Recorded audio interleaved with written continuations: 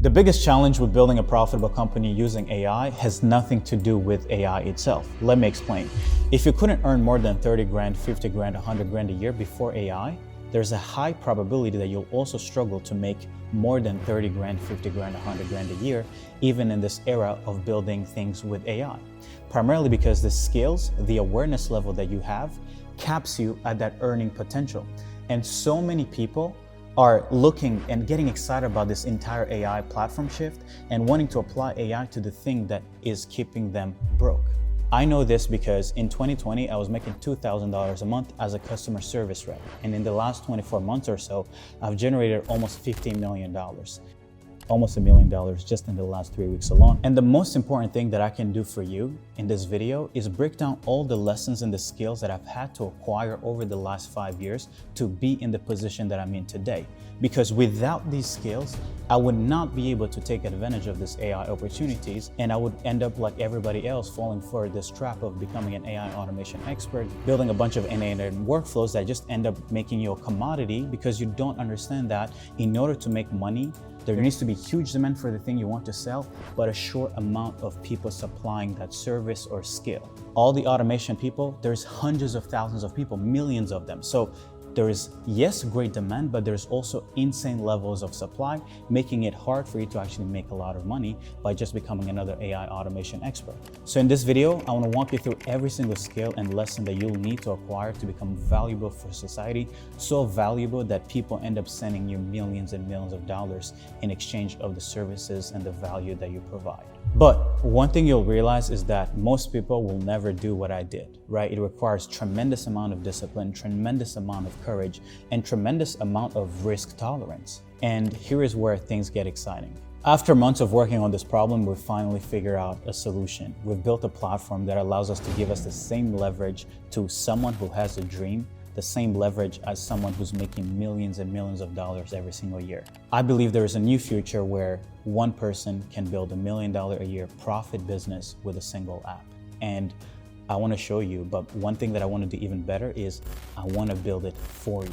So if you want to see the Cookook AI app that we've built, because we believe everybody's going to be able to cook up anything they actually dream of, then click the link below, RSVP, and if you end up applying below, I'm actually going to be picking one person to build their company live on YouTube at 12 p.m. Eastern, okay? After you understand everything that I've had to go through to be in the position that I'm in today, I want to show you on Saturday how you can do this with AI with a single platform. Enjoy, see you guys. Comment below what you end up enjoying the most from this video, and I'm excited to show it to you. Bye-bye. What I'm about to walk you through, I believe, is bigger than AI because it has allowed me to end up in a position where I finally feel like I have control over my life. I feel like I have control over my own destiny. And it's so important, these lessons and these principles that I'm about to walk you through, that if I had kids and I was asked to live them with one Google Doc, it would literally be this single Google Doc, right? Now, it's pretty in-depth. There's 149 pages. We're going to go through every single lesson, from going from 0 to 6 figures, from 6 figures to 6 figures a month, from 6 figures a month to $500,000 a month, and every single lesson and insight that I had to acquire to make that led me to making those decisions to then scaling my business. Why is this important? Well, here it is. To win the AI race, you need to choose the right opportunities. To make the right decision, which are selecting the right opportunities, you need judgment. What is judgment? Judgment is the ability to see beyond the noise, separating hype from substance, weighing trade-offs, understanding what matters now versus what compounds later, pattern matching, connecting today's signals with timeless principles, filtering through depth, using experience, knowledge, and reasoning to avoid traps. Why is this the most important thing in this whole entire AI era of building companies? It's because everyone has access to the same tools. The edge is not in the ChatGPT. It is not in the automations. It is not in the things that everybody has access to. If you want to dominate, the variable isn't the tools. It's your judgment. It's your ability to choose the right decisions, the right paths when everybody's choosing the paths that essentially sink most people in opportunities where they will literally not even have jobs, right? With poor judgment, you waste time chasing the wrong place and the AI race will leave you behind. Now, here's the thing. I can't just hand you judgment. It isn't a hack. I can't give it to you. It is forged, it is earned over time. But what I can do is walk you through how I built mine. The lessons, the frameworks, and scars from scaling past 8 figures, and what I believe is going to allow me to essentially take everything that I've learned and build a 9-figure AI business, AI platform, which I'm going to be showing, of course, this Saturday. Click the link below if you haven't yet registered for the live, but we're going to be cooking a $1 million AI business live with a single platform that we've built. Okay. Now, for you to understand who I am and for you to understand what led to every single decision that led me to where I'm at today, I have to actually take you back to where I was born. Because whether you like it or not, where you're born impacts and influences you as much as it's probably the single greatest factor in who you become. I was born in Rwanda in Africa. I have 3 older brothers, okay? End up immigrating to Canada at 13 years old. I was a skater, went to school, finished high school, right? And I was also prom king. Why is this important? It's because for the first time ever, I committed to getting the thing I wanted, which was this girl. It took me 2 years to be able to get her to like me, right? Now, why did I put this here? It's not just for jokes, but it's actually because there's something about seeing the woman you like and never giving up on her, even if she doesn't like you from the first go, right? And suddenly you end up becoming prom king. You're an immigrant out of there. Like you just end up becoming, anyway, this here triggered something in my confidence level. It may be a little bit delusional. It said, wow, she didn't like me earlier on 2 years ago. Now she doesn't want to leave me. I'm like, what can't I do? Right? Now check this out. Ended up wanting to get a driver's license. I'm not someone who likes to ask for money. So guess what I did? I woke up at 4 or 5 a.m. I took the first metro subway to go work at an eggplant farm with people who didn't have their papers, right? People who work in farms because they can't get jobs. They don't have a license to be able to work in Canada, right? At 16. To do what? To make $50 a day working 9 hours under the sun straight. This wasn't me, but this is what I was doing. I was just clipping the eggplants and sending them on this truck. It had this little conveyor belt taking the eggplants back into the truck, okay? It was fascinating, right? All these are important experiences. Trust me. Keep listening. I quit on the second day though. I'm like, I'm not a slave. I'm good, okay? Then I went on to doing door-to-door and network marketing phase. So I sold Bell services. If you're from Canada, then you're going to know what Bell is. Door-to-door. What this taught me is a level of resilience that you can't match it, right? Knocking on people's doors, getting people looking at you from their window, not opening the door. If you can do this, there probably isn't anything you can do. Anyway, stopped that, left that, then got into network marketing, MLMs. I did ACN, I did Q Science, I did Melaleuca, and I got brainwashed into joining MLMs. Now, a lot of people hate on MLMs, but I actually think it's the reason why I ended up having this mindset of wanting to become an entrepreneur. I made $200 on one of the companies. I guess this was Q Science. I guess it was pretty exciting, but I was slaving, right? It was no money, right? These opportunities are probably the worst opportunities you can get into. But looking back, I realized that if you believe in your vision hard enough, you can brainwash an entire country to follow you. The fact that these businesses even exist today is proof that you can do anything. You're literally getting people to resell something where the only time you make money is when you sell other people into reselling. It's like this weird cycle of, it's like the old coaches coaching coaches, and then you have agency owners helping agency owners, right? It's this cycle of like, what is the business model again? And there's actually no business. The business model is just selling people into it. Anyway, shout out to all the network marketers. You guys are killing it. Keep doing your thing, right? But the positive part of these adventures is that you end up being surrounded by a group of individuals who believe in themselves and believe they can get more out of life, which forces you into personal development. And this is where I start my personal development journey. What are the books that I read? I started devouring books. I would literally sleep at 1 a.m., 2 a.m. reading books. I would go running in wintertime, putting my headphones on, running in the snow, in the rain. And I had Outwitting the Devil by Sharon Lecher. I thought it was actually, okay, yeah, Napoleon Hill, right? By far the greatest book when it comes to understanding yourself and the world. It is a must read. If you can pause this, go on Amazon, buy this book, get it on Audible, listen to it today. Change your life, okay? One of the most important principles about these books is this insight about drifting. Most people in life are going through life like zombies. They don't know what they want. They don't know when they want it. They don't know what they're going to sacrifice to get it. They're just out here just scrolling, like literally on their phone like this. Let me go on TikTok right now. They're literally, people are like this, watching Trump, watching TikToks, watching women dancing. People are going through hours and hours just drifting through life, letting life just suck them up into this vortex or this like black hole. And then you're 80 years old, you're like, what did I actually fucking do with my life? Nothing. The moment I learned about this principle about drifting, I was like, I will never ever drift in my entire life. I will choose what I want. I will take the risk. I will do everything I can to have control over my life and not let these outside forces lure me into this black hole. Please listen to this book. Please, I beg you. Please. If you can do one thing, just listen to this book. It's an old book. It's not talking about nothing about AI, but it will change your life. Since we're talking about books, let me share with you my favorite books of all time, aka the books I was able to finish because they were actually good. Ray Dalio, Principles, must read. He talks about how life is almost like going into this jungle, and that whether you're afraid or not, you have to enter it. You have to jump in and you have to figure out your way.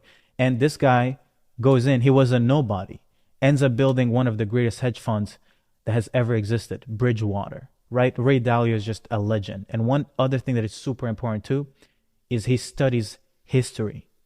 He learns how the world works from looking back hundreds of years. I think he just released his latest book was The Changing World Order, where he's talking about how empires fall. You should probably also read that book. I didn't read it, but I know a little bit about the concepts and everything. But this book, a must read if you want to also know how to go about changing your life. The Way of the Superior Man. If you are a man, maybe if you are a woman too watching this, please go read this book, okay?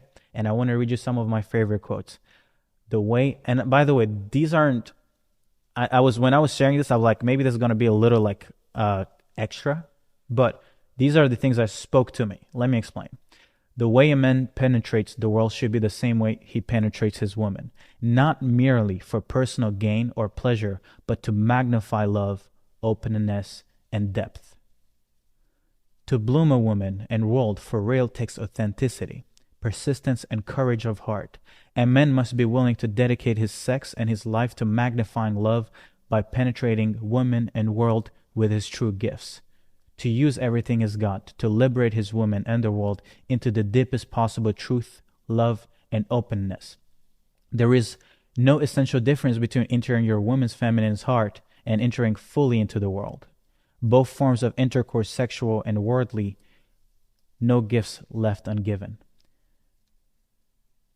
If you are a man reading this, or maybe replay this should fire up everything within you to go out there and give yourself fully to the world. I know this is talking about like penetrating a woman and this and that, but it's more about if you're going to do something, do it fully. I'm going to curse a little bit, but do not be a little bitch about what you're going to do. Go all in. Okay? This is a important book to read. I promise you, go read it, change your life. Okay? The Beginning of Infinity. I have something tatted in on the back, in my back that says, everything is achievable given the right knowledge, unless it's forbidden by the laws of nature. Where did I get that quote from? From this book. This book teaches you how knowledge is created. It teaches you how, essentially, the way knowledge is created is you make a hypothesis or a thesis of a specific, trying to explain something, and the next person who creates the better knowledge is essentially uses your hypothesis to then come up with a new explanation. So essentially, knowledge is created from knowledge, and it's never a truth. It can always be improved because you get new data, you get all these new insights, and then you can come up with a new explanation. So one of the most complicated book you can read. It will literally make your brain hurt. At least it did. I still haven't finished this book, but it teaches you everything about how knowledge is created, literally how knowledge is formed about anything and everything. Why is this important? It's important, okay? 10x rule, so important. Grant Cardone, shout out to Grant Cardone if you ever sees this, one of the best books to read out there. Why did I like this book personally? Because it talks about the 4 degrees of action. He says that most people live in no action whatsoever, mediocre action, right? But really, and there's another level of action, which a degree of activities that I don't even care about. But the last one is when you do so much that it becomes inevitable for you not to be successful. Every time you want to go after a problem, after an opportunity, after a specific goal, you have to go all in and do so much level of activity that it actually is important to fail, is impossible to fail, right? And it also says competition is for sissies. If you're going to get in a game, why are you going to compete? Why do you want to compete? Competition is literally for losers. Anybody who's competing is not living the life that they should be living, right? You're sharing what? A few meals with your friends, a few clients with your competitors. No. Swallow up the whole market. Own everything, right? Next one, be obsessed or be average. Fully commit, don't settle for mediocrity. You got to read this book. Grant Cardone is like my motivation guru. When I need some motivation, I play a little bit of Grant Cardone and I'm fired up, right? Even though he's all about real estate, about sales, but really do you know what it takes to go from this small town in US, being addicted by 25, fully addicted, like alcoholic, and go on to becoming a multi-billionaire at like 60, and at 63, 65 be looking like you're 45? He is genuinely impressive, okay? And there's a lot to learn by him. Maybe you don't learn how to acquire a bunch of real estate. Maybe you don't learn how to market, but at least look at how this guy changed his life. It is unbelievable, right? Scale. One of the most important book if you want to learn about scaling things. It's not just because a lot of people think that when you're to learn how to scale a business, you just need to learn business. No. You need to understand that there are laws that govern growth, innovation, and sustainability. And in this book, they talk about this insight about non-linear scaling. When you double the size of something, many of its qualities don't just double. Some increase less than linearly, so sublinear scaling, and some superlinear. For example, bigger animals have slower heart rates per unit mass but live longer. Bigger cities generate more innovation, energy usage, but per person than smaller ones. Okay? Why is this important? Is because most people don't understand how scale impacts an organism, an organization, a city, and like life. And for me, from reading this book, I was able to understand how everything works. I'm talking about biological scaling actual cities, companies and organizations and how they scale and what happens as they scale, lifespan, aging, death. You have to also understand about the life cycle, right? And universality versus limits, right? You guys can pause this. You can read it as you're going through it. I'm just going to keep going, okay? Super important book. These are all things that I had to learn. 10x is easier than 2x. If you want to make more money than you can dream of, try to focus on how to 10x your life. Don't try to make 20 grand more this year. Don't try to make 200 grand more this year. Don't try to make 2 million more this year. I want you to make 10 times what you're making today. And I want you to maybe think 1,000x, because here is what you're going to learn. And this is the main principle from this book. There's only maybe 1, 2, or 3 ways you can make 10 times more money than you're currently right now making, okay? But if you try to ask yourself, how can I make an extra 2x and an extra 200 grand this year? Let's say you're already making 200 grand and you're like, oh, I want to make double what I make. I want to make 400 grand. Your logic is going to be, oh, let me try to work double the hours. Let me try to get double the clients. But if I was to ask you, how do you make 20 million? How do you make 200 million this year? You actually realize that you may be in the wrong boat. You may be actually optimizing for the wrong opportunity. And most people, end up choosing the wrong opportunities their entire lives, and they're just trying to make an extra 2x this year. And the only thing that happens is that they just grow older. You don't want to be like growing older. You want to be 10xing. Just keep in mind, I was making 30K a year in 2020, 2K a month. 2021, I was making what? 30K a month by the third or fourth month of that year. So by May. So I was making my yearly salary every single month in the first 4 months of the year. And by the following year, I was making 600 grand a month. Do you think that's possible if I was trying to make two times my money every year? It would have been impossible. I would have been happy making 60K a year, 100K a year with my agency.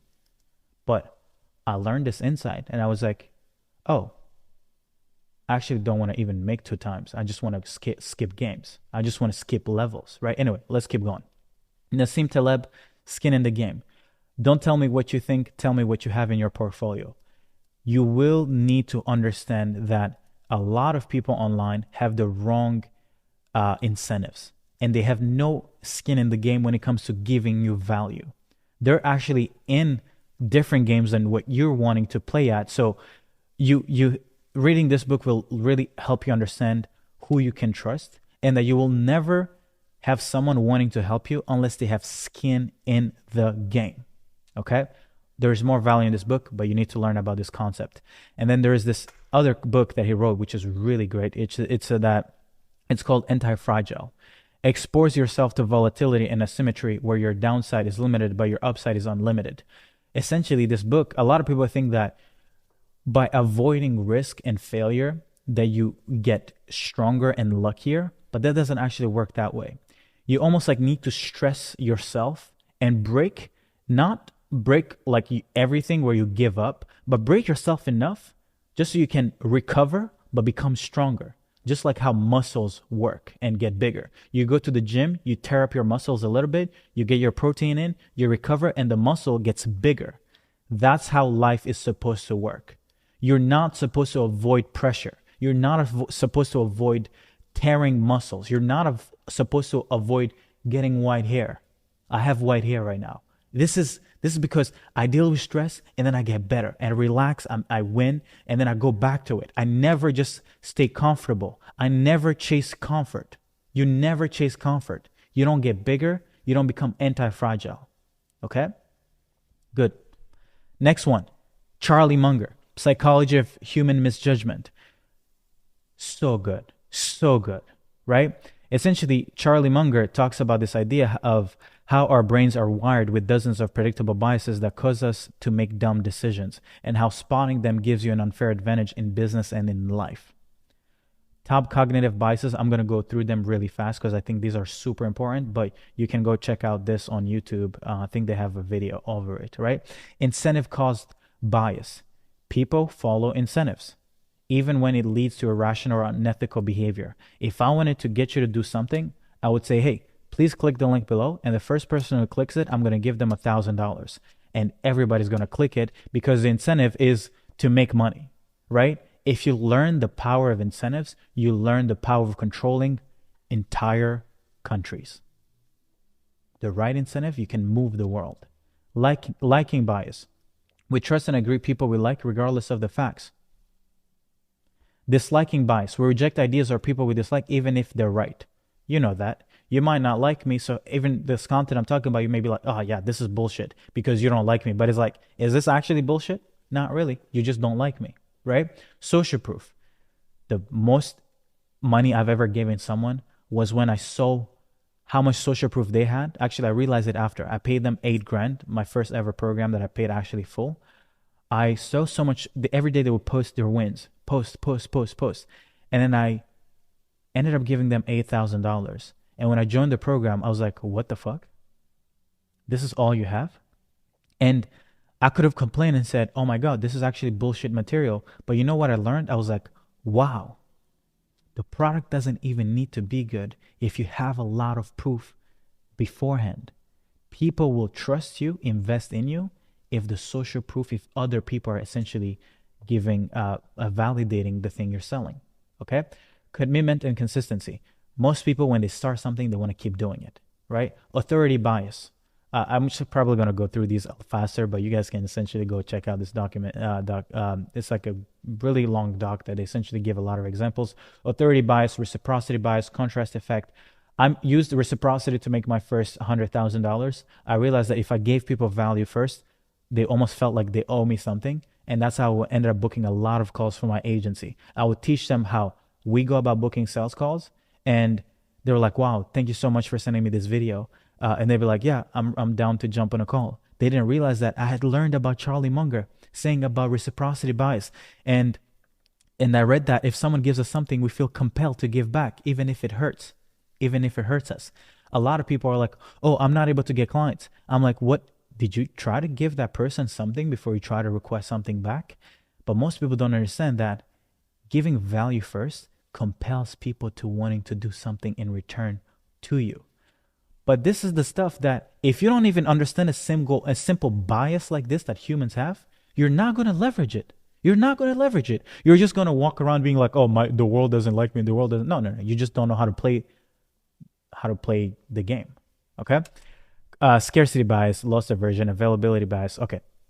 These are things you need to master them perfectly. So all this reading while still going to school, college. I was in college from 2016, I believe, to 2018. My program, I was going to Collège Maisonneuve here in Montreal, and I failed calculus, and I failed bad. By bad, I mean I was in an exam, and it looked something like this, right? A bunch of crazy stuff, and I was like, I don't get it. I put my pencil down, and I left class. It's for the first time ever, I felt like a bad boy, because I was like, damn. It's like in the movies when you have this guy who doesn't want to respect authority, or who's just an idiot, just decides to live class and not care about life.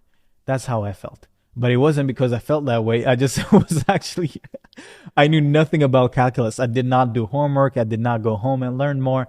I was just really bad. Now kids have access to AI. Thank God, right? You guys are so lucky, right? Anyway.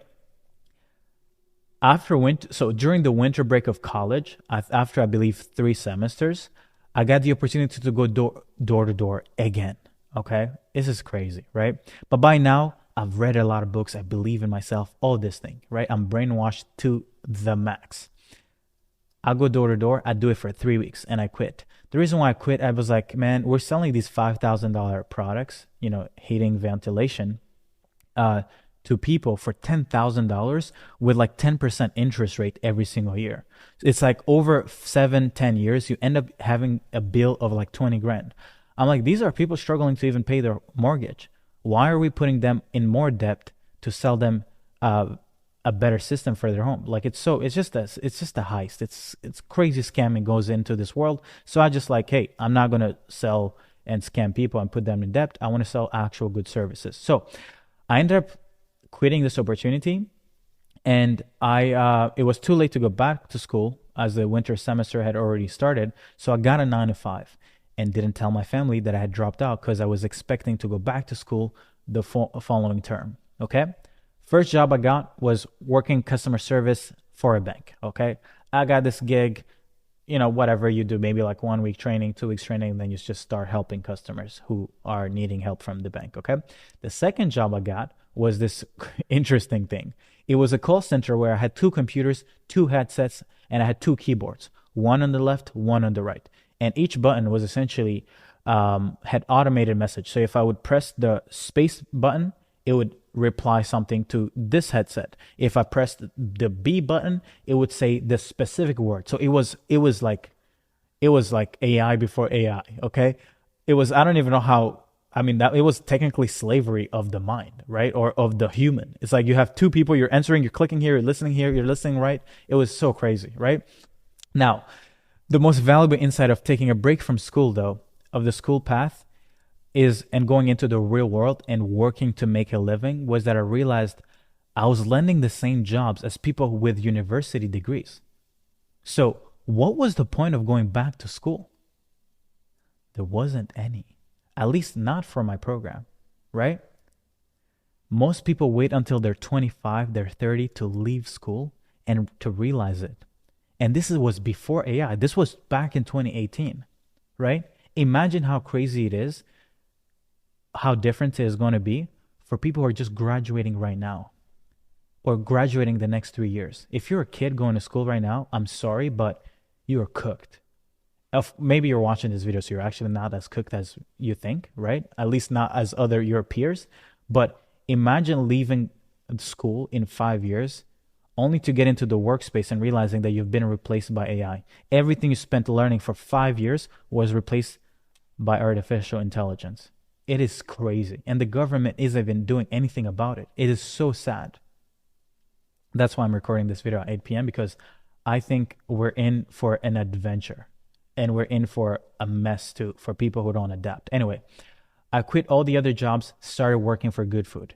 One of the fastest, probably the number one meal kit e-com company in Canada, scaled to like $500 million a year in the first 2, 3, 4 years as I was there. I mean, before I left, they had scaled past like $500 million, right, a year. Because of COVID, people started ordering at home. So there was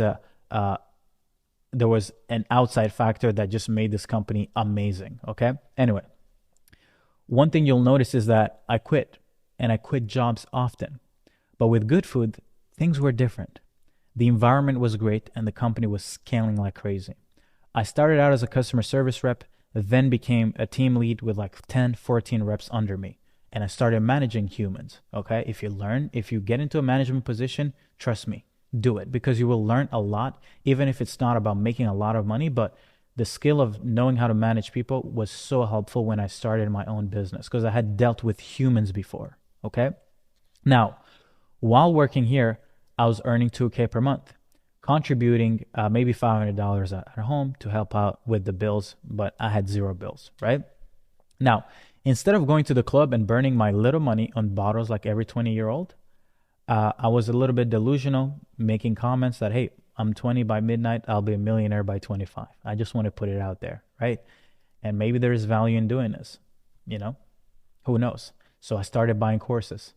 Instead of spending money at the club or on dates, or through this time, I'm not dating, I'm not spending money on anything. It's just me and my mind and my goals and my dreams, okay? I'm solo, locked in, just chasing dreams, okay? I start buying courses. What is the first course I buy? Amazon FBA by Dan Vass, okay? Ecom Freedom was what it was called. If you've ever tried doing Amazon FBA, you know that it's capital intensive, and it's a slow ramp up. You have to buy products from China, then you have to wait until they come. And today it's even worse. Like, we literally have clients right now who are wanting to launch an AI offer because they're literally wanting to exit Amazon even after having made almost $20 million, $16 million to be exact, in the last few years, because competition is crazy. You're at the mercy of Amazon. If you're seeing a lot of success, Amazon is going to want to copy what you're selling, okay, in their basic brand. And then you also have tariffs. You have these regulatory things happening that you can't control. So shout out to everybody in e-com right now, but you guys are like, it's so hard right now, right? So I stay in the same lane. I'm like, I don't have 20 grand to drop on products, so I'm gonna find another opportunity. I see Scott Hilsey, I don't know how you pronounce. He had this one page or one product dropshipping store framework. I'm like, huh? And he also looked like a cool guy, so I was like, yo, this is a guy that I would actually love to do business with or learn from. He was actually cool and still is cool today, right? Looking for an easier path, I went down the rabbit hole of dropshipping. The problem with dropshipping back then or today is that it's all about demand generation. What I mean by demand generation is that if you're not a great advertiser, you are cooked, okay? And that's what I realized, and I realized that I needed to be great at ads to make it work, right?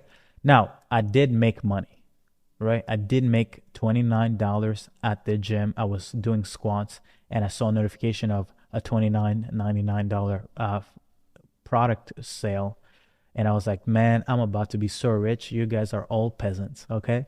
If you guys have ever made your first dollar online, you guys know the reaction. It's like you feel like suddenly your life just changed, okay? You've just entered this new realm where you're just invincible. Anyway, I felt that when I made $29. But the problem is I had spent $200, $300 to make $29. So even though I was excited, I was actually losing money. I had lost more money, right? So path one, I was like, either I'm going to keep spending more money and go broke learning from my own failures, or path two, stay glued to YouTube watching content from people like Gabriel Saint-Germain. I believe he might actually be from Quebec. I feel like it, right? And get overwhelmed and never taking action. Gabriel is a legend online in the dropshipping space because 6-7 years ago, he was just dropping crazy levels of insights. And he wasn't necessarily selling a course, which leads me to thinking that he was probably doing affiliate, where you maybe partner with Shopify. I know people right now who are clearing like $500,000 a month. They make dropshipping videos, and then they partner with Shopify that pays them like $1 or $2 or $3 every user they get, right? It's amazing. Anyway, so if you ever see someone making dropshipping content, but who don't actually sell you a program or a course right there in like as their main offer, just know that they're making money from your attention, just in another way, okay? Anyway, dropshipping did not work for me. Just didn't. I wasn't good at advertising on Facebook ad, right? So I get into Airbnb. I read a lot of books about real estate investing, which I didn't necessarily share, but I was pretty going deep on real estate, especially because I followed Grant Cardone a lot. And I thought it was a natural evolution for me to get into Airbnb. I paid $700 for a course over the phone, right? The course was so bad, and the brand of the personal brand, that I don't even remember who sold it to me. That's how bad the guy was, right? Now, the thing with Airbnb is that you have to understand that there are regulations.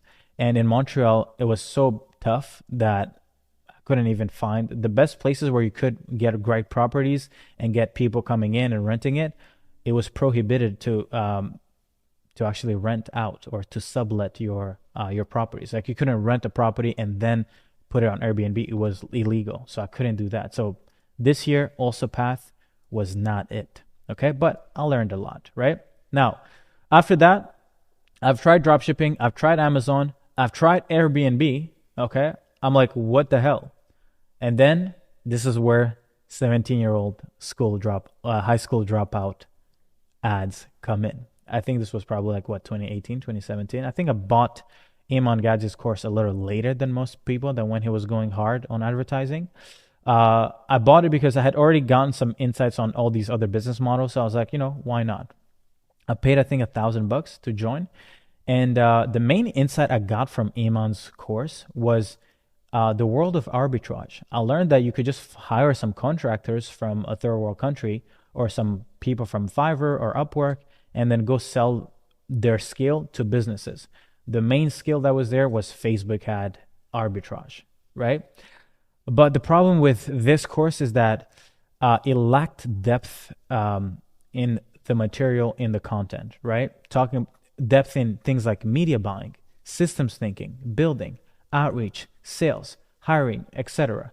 So I literally had nothing to show for it. Of course, I had learned some material on ads and everything, but I already had some basic fundamentals. So it wasn't like I was starting from scratch. But what essentially I learned was that I had nothing to show for it other than having a cute onboarding video with me in a nice linen shirt, right? You gotta love Iman, this UK British swag, where it's like he'll do everything to just make it look perfect. And I was spent more time trying to iron the shirt I was gonna do the onboarding video with than actually doing outreach. And this is why it's so important to, if you're gonna learn from some people, you better choose the thing that is the highest leverage, because having an onboarding video, at least for me, I spent a lot of time trying to figure out this onboarding video, right? And I never even ended up filming it, which was stupid, right? Anyway, next program, change my identity as an entrepreneur, Sam Ovens Consulting Accelerator, okay? This here is probably one of the best programs that you will ever get. Like, even till this day, it's timeless, right? The depth was out of this world. Each video was 2 hours long, which is probably where I got a lot of my way of doing content. I love to go deep. I love to do long form 3, 4, 5 hour webinars, because I generally care about, I don't just want to tell you what the thing is. I want to like leave a print on your brain that never leaves and you never forget, right? But not everybody can teach that way. So, it's shout out to Sam Ovens, right? You could have been illiterate, and some would have transformed you into the smartest person in your hometown. Not in the world, but your hometown for sure, right? I was going to bed watching his content, right? Seeing for the first time. He had these names and this branding on each video of his. It was so good, right? And as you can see here, I have a lot of different books here. So I had a bunch of books on my nightstand. So the books I just shared with you guys are just like the top books that came to mind, right? Check this out. This was the lessons in the program. So he had week 1 was fundamentals and foundations, understanding what consulting is, picking your niche, defining your offer, getting basic business thinking in place, right? Establish clarity on who you serve, what value you deliver, right? Week 2, most important one, in my opinion, most valuable one, was essentially helping you shift your paradigm, right? Mindset work, shifting beliefs, overcoming limiting paradigms, and developing a high-level worldview that supports growth. You have to understand that where you are in life today is actually all because of how you view the world. Because the way you view the world and the beliefs you have about the world influence how you make your decisions. Most people think that your life is what it is because you chose it. Not really. It's the beliefs within you that maybe your parents instilled in you. If your parents always tell you, like, do you think money grows on trees? Like, why are you spending money?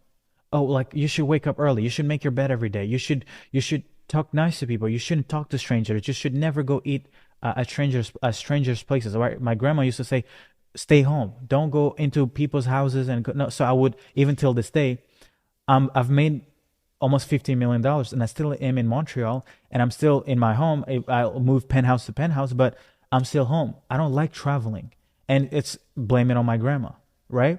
But if I needed to become someone who enjoys traveling, I have to actually change my belief about is going outside all the time actually good or bad, right? But the most important thing you'll ever need to do is change the way you would view your world. Of course, I'm talking about going to people's houses, but that actually has nothing to do.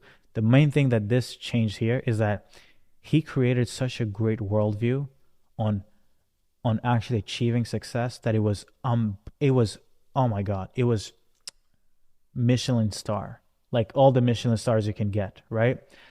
Alchemy of client conversion, so sales training, of course.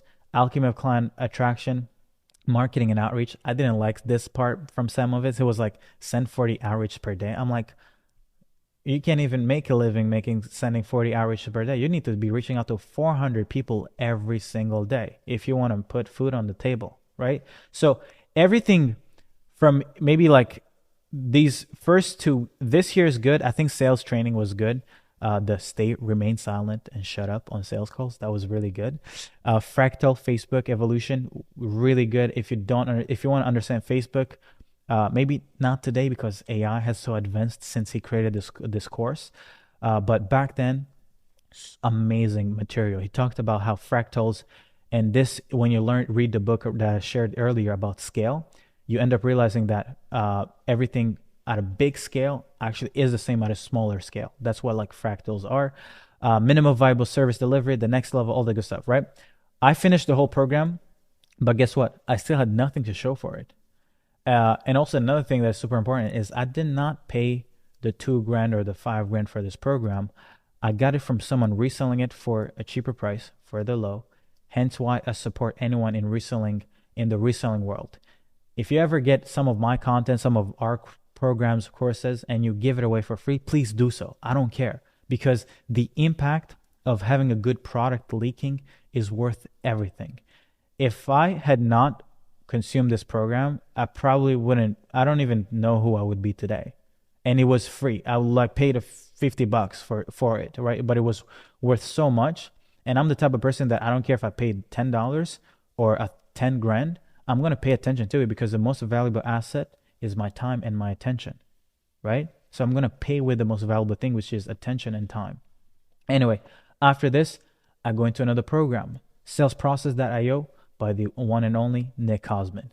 He's going a little bit delulu right now, so I don't know where he's at. Nick, I want you to lock in, please, right? Anyway, engineer background. I think he's from Toronto. He also was in Sam Oven's program and mastermind. Iman Gadzi was also in Sam Oven's mastermind. So everybody's like trickled up from Sam Oven stuff, okay? And then they just either became better than the master or they just go on to just disappearing, right? The value in his program, though, was the fact that he was all about the mechanics behind making money, going from $0 to $1 million through outbound prospecting and paid acquisition. So a quick glance at some of his material was the protocol framework to go from 0 to 1 million. This is something called this SPIO, sales process.io protocol that outlines sequence of steps to hit ARR milestones. You have to understand he was more so focused on scaling software businesses at first, but then his program actually worked even if you weren't necessarily scaling a software business, right?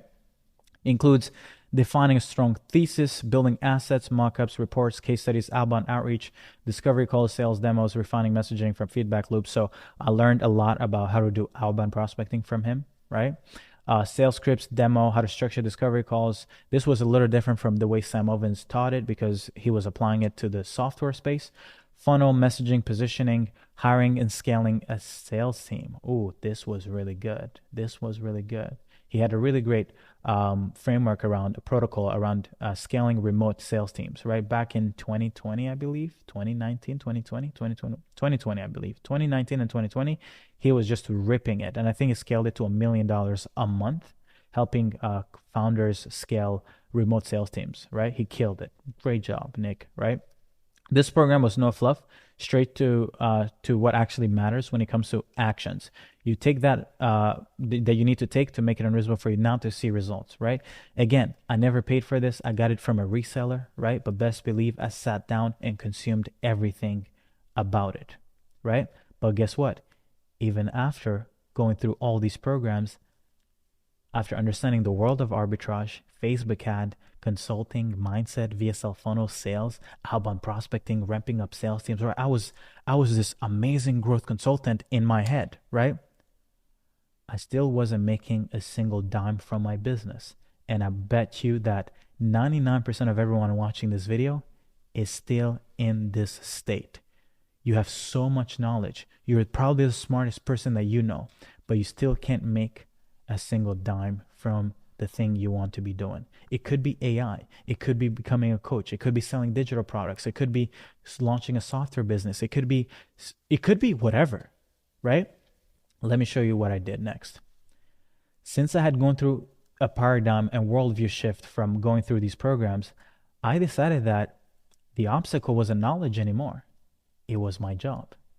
Because I was still working. The thing that was funding all these courses was my $2,000 a month job and my credit card. I would swipe the credit card, then pay later when I got my paycheck. Okay? It was taking 40 hours a week from me. I had a choice. I always had a plan B to fall back on, right? Becoming successful was a choice. It was something that it was a wannabe entrepreneur. It was like, oh, wow, I'm launching. I'm starting this business. Oh, I want to be an agency owner. Oh, I would love to make 10K per month. It was always, I want, not I have to, right? So June 26th, I think it was actually 23rd, 2020, I sent in my resignation letter to my 2K a month salary. I went back home, told my family. They're like, what the fuck? You're making $2,000 a month. You're like 20 years old or I guess what? 21. I was about to turn 22. I was old, right? So old, making 2K per month. I was like, Jesus, what? Right? The reason why I say old is because now we have kids 16, 17, 18 making like 30K, 50K a week, right? So if you're still 22, 23 and you think you're young, you're not young. Being 22 in the AI era is like being 40. You're old as fuck. You need to get in business and print money, right? Anyway, I gave myself the choice and I gave myself this idea that 30K a year was costing me 30K per month. And I quit. Here was my new routine. As an unemployed wannabe entrepreneur, I would write down my goals every day. I make 10K per month helping entrepreneurs scale their businesses. Would do it every single day. If the sun came up, notes came up. Okay? In Sam Oven's program, he gets you to build your identity, right? So I had built mine.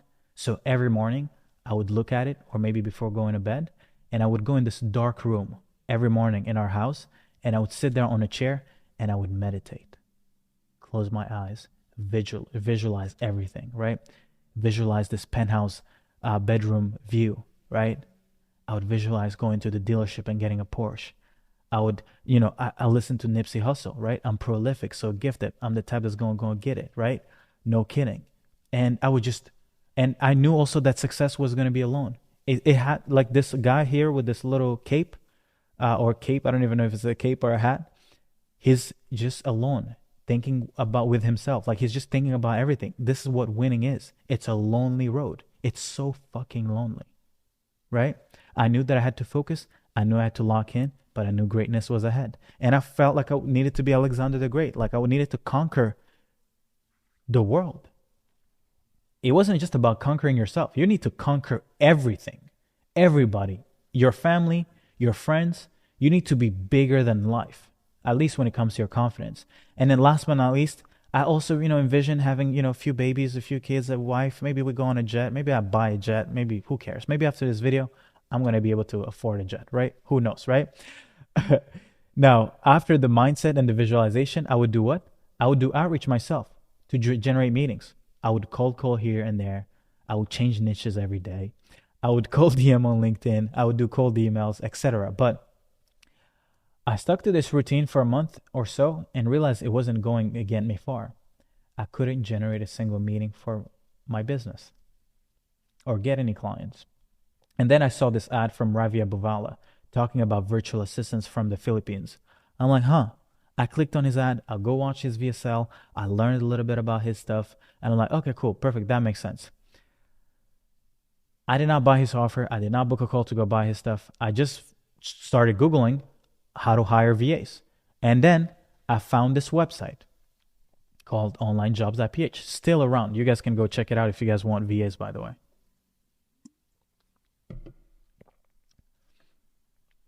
What I ended up doing once I found out this idea that you could hire employees from the Philippines and pay them $3 an hour, I was like, say less. I hired an agency from the Philippines to do cold outreach for me on LinkedIn, targeting coaches. I was paying them $600 a month.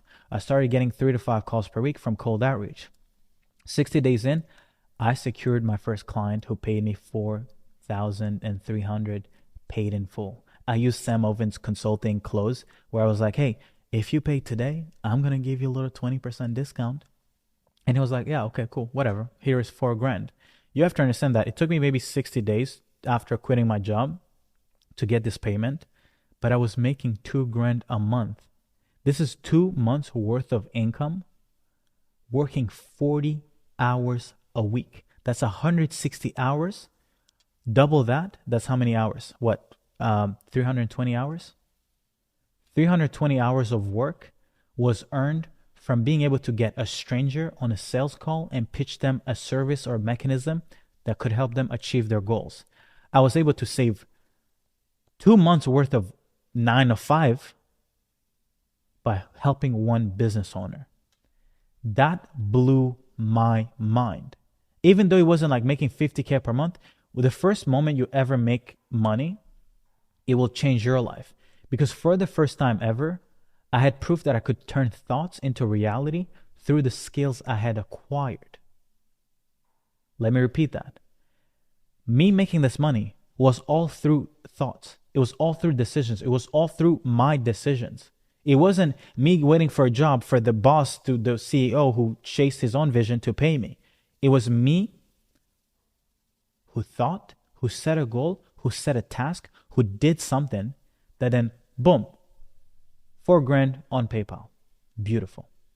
But unfortunately, after the initial success, I realized it wasn't sustainable. It took me months to secure a client. The flow of booked calls wasn't it. Like, I wasn't getting crazy volume of sales calls, and I wasn't good at delivering results. So I was expecting this client to actually churn, which ended up happening, right? I ended up like refunding him eventually. But for you to understand how I was even able to afford refunding him and actually firing him, you have to understand what happened. I stumbled on a podcast that would change how I play the game of business. The Knowledge Project by Shane Parrish. I think is also from Ontario, right? I started learning from guys who were in the venture capital world. Guys who talked about how to see the future.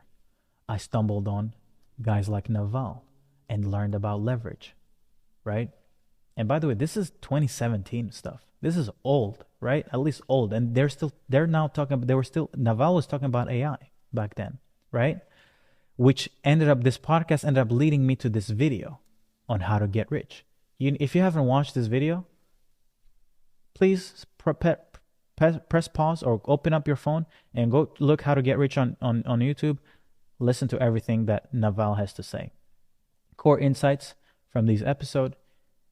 He talks about the fact that new wealth, leverage is the new wealth driver. Traditionally, people got rich because they had leverage from capital and labor. Either they have a lot of employees or they have a bunch of money, right? Today, the highest forms of leverage comes from code.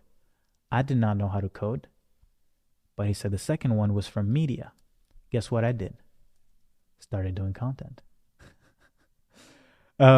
Anyway, keep going. He talks about this idea of like you need to have specific knowledge or over generic skills, right?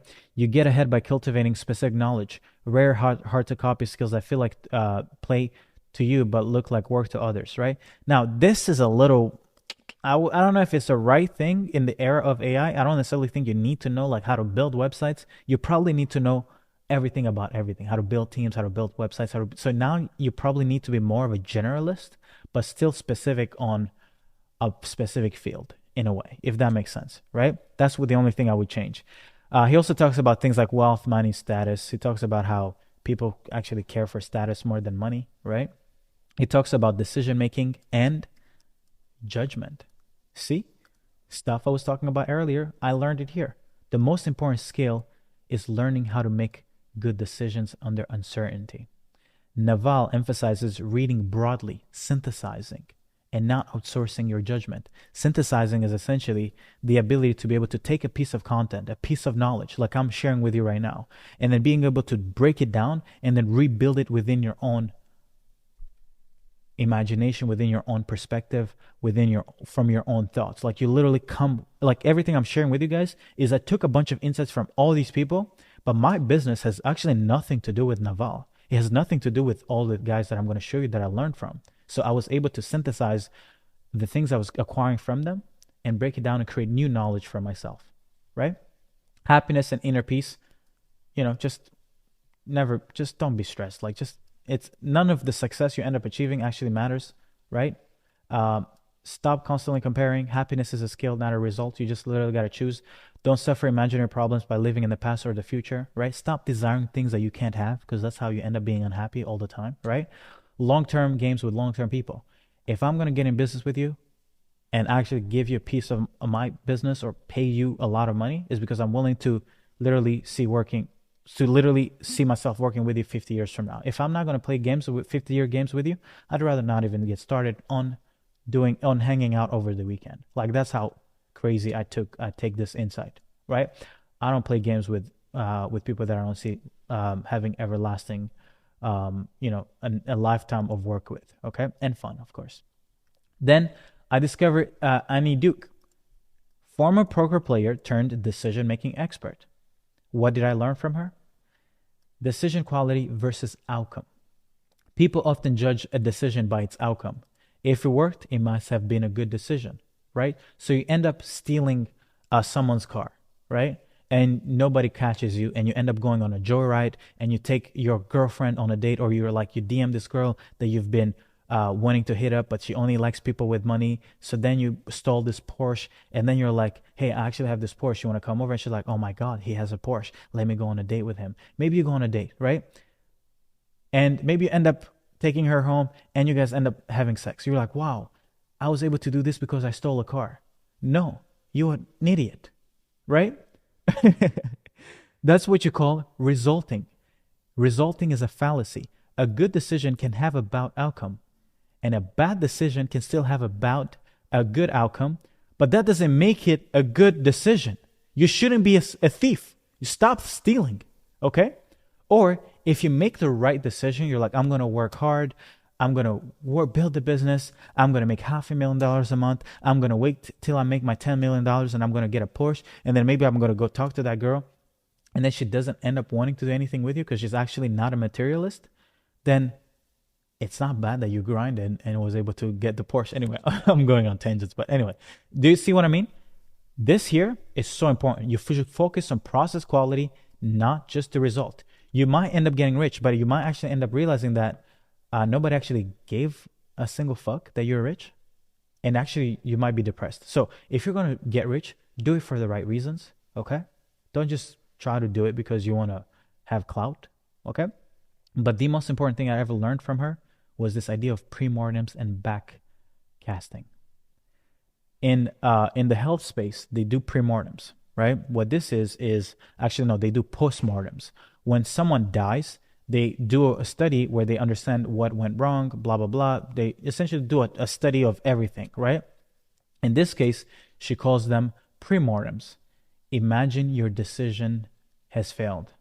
For me, what I like to do is I like to use this when I'm planning for the future of our business. I'm like, hey guys, we failed to make $1 million profit recurring per month. What happened? Why? And then we make a list of everything that would keep us from achieving that goal, right? So what would make it unreasonable for us not to achieve the goal? Actually, no. You look at failure and you're like, I want to list down every single failure scenario that could occur. What happens when you do that is you end up with creating a list of everything that would actually lead to your death, to the death of your company, to you being unsuccessful. And then you map out, besides each failure scenario, you put an action that you're going to do to avoid this failure scenario. I promise you, when I started planning my business and my career around failure and then have actions that avoids every single failure scenario, it's impossible for me not to win. It's impossible. Like, there is no universe where I lose because I already know every single failure scenario. So many people are like, oh, I want to make 10K per month. And I promise you, you're going to spend 10 years before you even make 10K per month, because the only way you make it unreasonable for you not to make 10K per month is you actually look at, instead of wanting to make 10K per month, you're like, hey, I can't make 10K per month. What would keep me from not making 10K per month? And then you list out all the decisions, and then you go one by one, and you start with the thing that has the highest impact. Of course, you don't just focus on like waking up earlier. Like waking up earlier, who cares, right? Maybe later on, but that's not your biggest issue. Your biggest issue might be like you're not reaching out to enough people. Okay, this one insight made me $1 million a decade sooner, like genuinely, right? Then I discovered Adam Robinson. Who is he? Co-founder of the Princeton Review. He built a reputation in test prep. His SAT prep book, Cracking the System, became the only test prep book to become the New York Times bestseller, right? He's also a hedge fund advisor, strategist, right? He went on this podcast for like hours. I think it was 4 hours or 3 hours in total. I listened to everything. Why was this good? Because he wasn't just talking about winning in business. He was talking about winning in all areas of life, right? Relationships, your health, your how smart you get, right? In business, he's so good at everything, right? That I highly recommend you guys check it out. Then I discovered Jim Collins. If you don't know Jim, he's a legend. He wrote the book Good to Great. He also wrote a book called Built to Last, right? So these are the books that he wrote, right? And I've also listened to a few of his podcasts, and some of the most his story is essentially he goes and studied the best companies that have ever been founded, right? And then he created a framework around the things that actually make them really, really successful. What are they?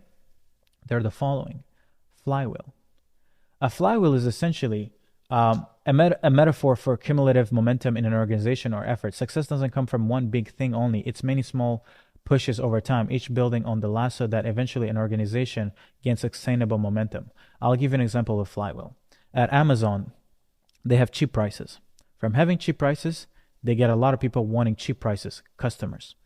By having a lot of people wanting to become customers on the platform of Amazon, purchasing on Amazon, guess what? a lot of people want to sell to these customers, so they get a lot of resellers, right? When they get a lot of resellers, what happens is they have competition. So inevitably, since you have a lot of people selling the same things, then you're going to want to lower prices to compete. You end up with the cheaper prices again. So you get more people. You get more people, you get more resellers. You get more resellers, you get even cheaper prices.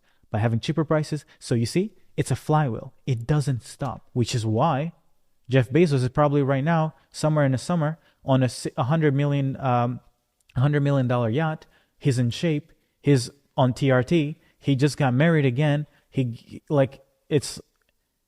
so rich that even if he spent every money he had, he would still be rich the next day, right? Amazon is one of the greatest companies that has ever been founded. Anyway, he talks about a lot of these insights: fire bullets, then cannonballs, 20-mile march, level 5 leadership, disciplined people, disciplined thought, disciplined action, right?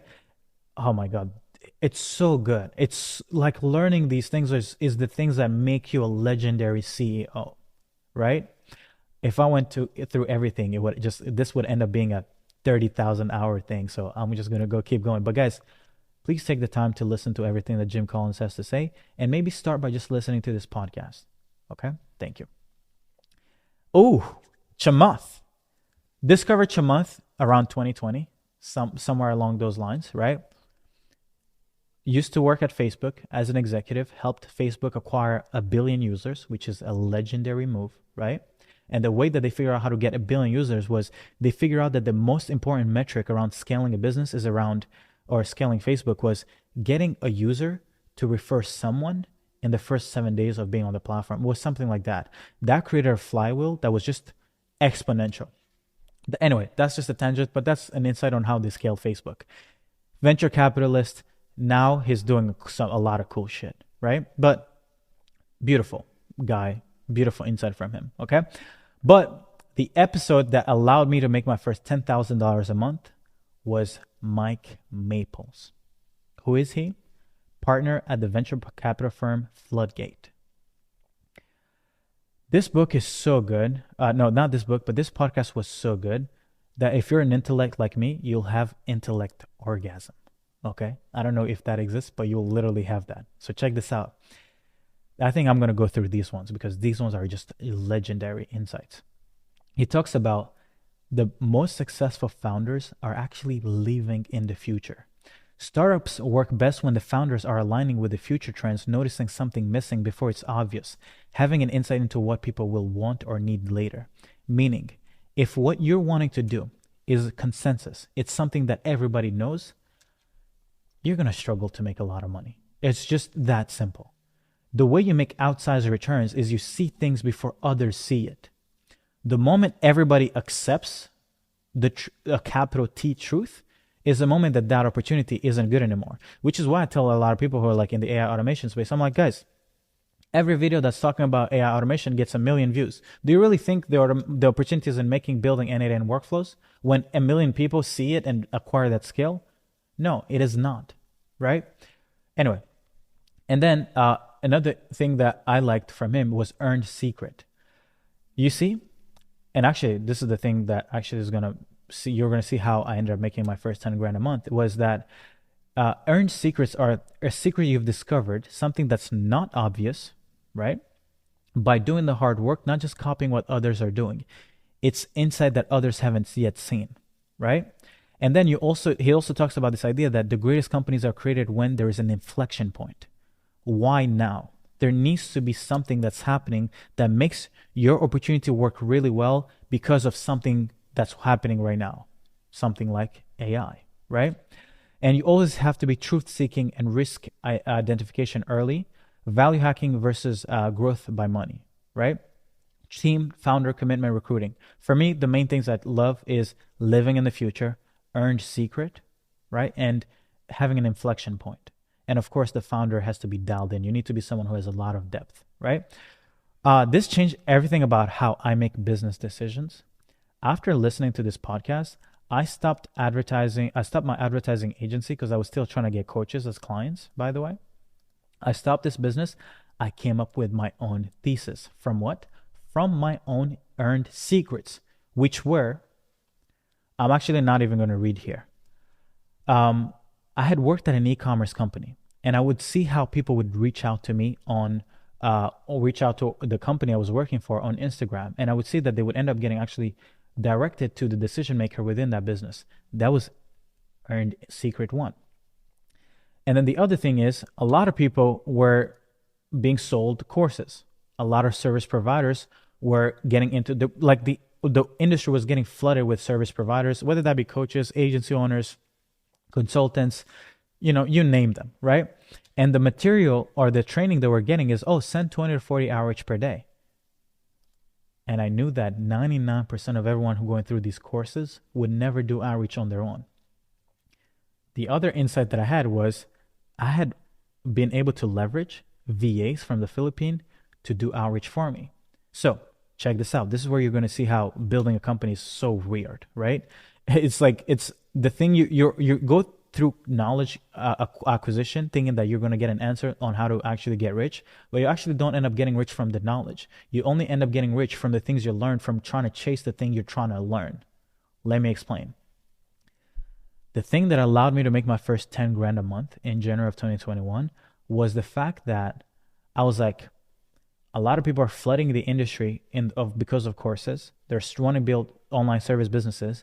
They're being told to do 40 outreach, which they will not even be able to do because they're undisciplined. And then the other thing is I have this insight on how to get VAs, right? And on top of that, I know that reaching out to e-commerce brands, I knew how to reach out to e-commerce brands. So guess what? I started an outreach agency.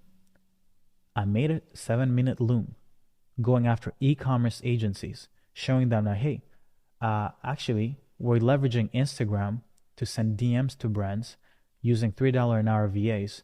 Actually, I wasn't selling VAs back then. I was just saying, hey, I can do this outreach for you. And I was literally sending like 30 videos a day, booking 2 to 5 calls every single day without a single dime spent on ads. In 30 days, I made my first 10 grand a month. The moment I made money in my business was the moment I stopped selling the thing I was being given from a course. And it happened instantly.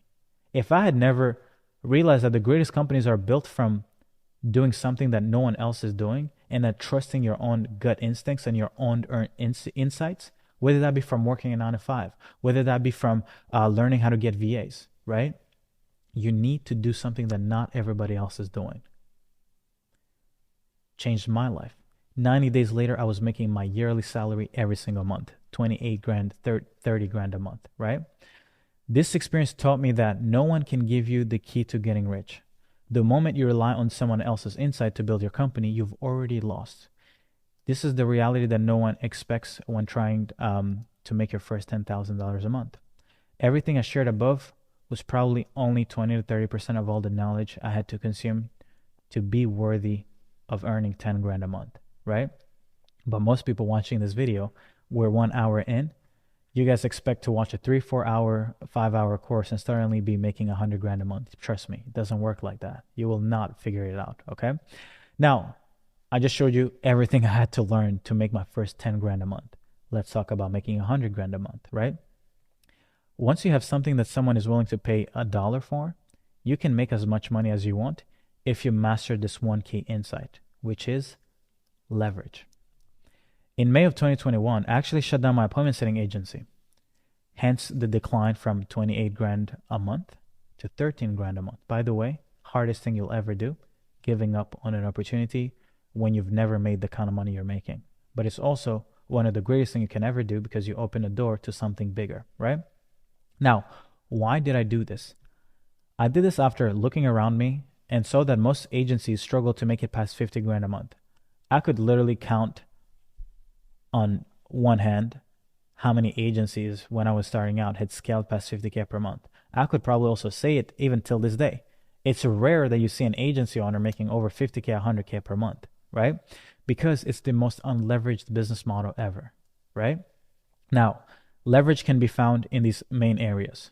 Who you sell to, the problem you choose to solve for them, right? That's problem number one.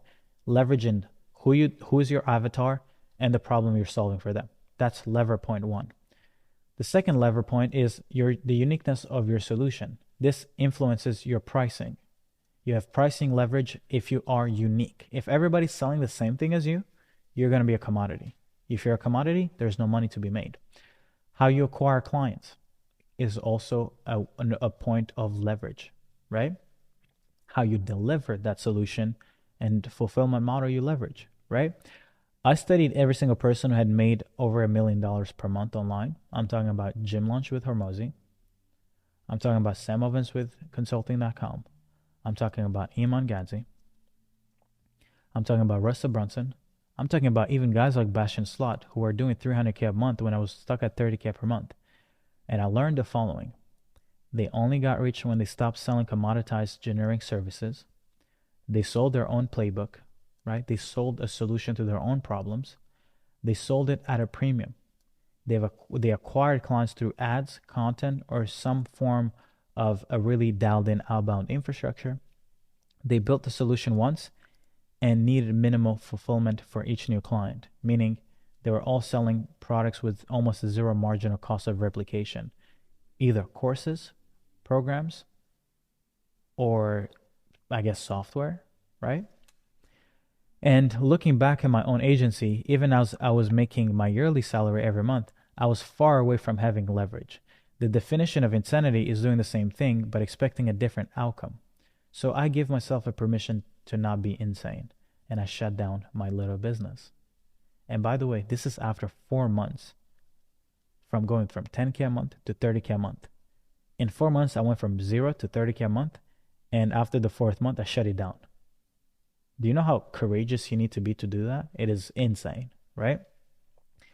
So what did I decide to start selling? I decided to sell unique solutions, unique systems, aka infrastructures. What did my offer look like? Instead of selling appointment setting services that only solve one thing, which is lead gen and appointment setting, because I was selling appointment setting and people were paying me, but they weren't able to actually truly bridge the gap. Sometimes they had the wrong offers. They couldn't actually sell clients. So even though I was working over and over again for these people, they would churn because they wouldn't get value from my service because they were incompetent at other things, okay? I call this build and release, okay? And look at what happened. Instead of selling appointment setting, I was like, hey, I'm going to sell you the right offer that's working right now. I'm going to place a trained VA in your business, right? And then I'm going to place a system. You're going to own the infrastructure that makes it inevitable for you not to scale past 50K per month, okay? That was a unique mechanism. What was the outcome? I went from charging $1,200 a month, $1,300 a month, $1,300 a month, $1,300 a month to 12 grand, 10 grand, 8 grand, 15 grand up front. The impact of this? I'll show you guys the impact, right? But I started doing content on YouTube. I did webinars. I started building appointment setting teams, sales teams. I literally removed myself from everything in the money making process. The only thing I was still doing was content. Content is leverage. Webinars, one-to-many, aka leverage. Sales team, labor, leverage, right? I was just adding leverage everywhere, sprinkling in leverage everywhere in my business, right? It wasn't, oh, Serge is the smartest person. No. I'm like, hey guys, I'm an idiot. Please do something. I'll give you a piece of the pie. Fulfillment leverage. We got out of the done-for-you appointment setting to building and releasing $50,000 a month growth infrastructures. The playbook, I built it once. I knew what the offer was. I knew the client acquisition. I knew everything when it comes to outreach. I knew how to leverage groups to do outreach. I knew, the sales process. So everything my clients were struggling with, I essentially just mapped it out, right? And we also built a pool of 6,000 VAs. Look at here. We have almost 6,500 VAs, right? And at the peak, we're placing 90 VAs a month into companies. So we weren't just a typical, oh, we're going to give you content in the program. No, we were actually like, hey, here's the playbook of what you need to do, but we're actually going to put systems and people into your business to execute on this playbook. So our value proposition, the reason why I made more money than I didn't expect to make this kind of money, was because I wasn't selling a service, commoditized service anymore. I was bridging the entire gap. clients would come in and like, hey, I think my offer is broken. I'm like, hey, don't worry, I have data on what offers work. Clients were like, oh, but I don't know how to get leads, I don't know how to get appointments. Don't worry, I'll build the campaign, but I'll also get a VA to do outreach for you. You don't have to worry about anything. Then they'd be like, oh, but I don't know how to sell, or I'm struggling with sales. I'm like, okay, say less. Sales script for e-commerce agencies, sales script for coaches, consultants, sales script for short form content, the most common objection. So every playbook was already solved for. Okay? Guys, bridging the gap for businesses is one of the fastest way to getting rich. After shutting down the 30K a month business, by November, I did my first 6-figure month. By the following year, I did my first $500,000 month, 400 grand profit in a single month, right? That's 2 years after leaving a $2,000 a month job. You start making $1 million every 90 days. Do you know how crazy that is? Right? Now, this is why it's like, it's so good. Like, we could talk about AI, but it's like, you need to understand the journey of scaling a business. Because the problem is, if you end up just embracing AI right now, you're going to actually just end up becoming a commoditized service provider, just struggling to even keep their clients. Because you're going to be maybe installing voice agent and you're going to be like, oh, but why do clients not care about me anymore? Because you're a commodity. You're a commodity, right? You're not bridging the gap, right? And just for context, I was making $1 million every 90 days from just 7 grand in ad spend in a quarter.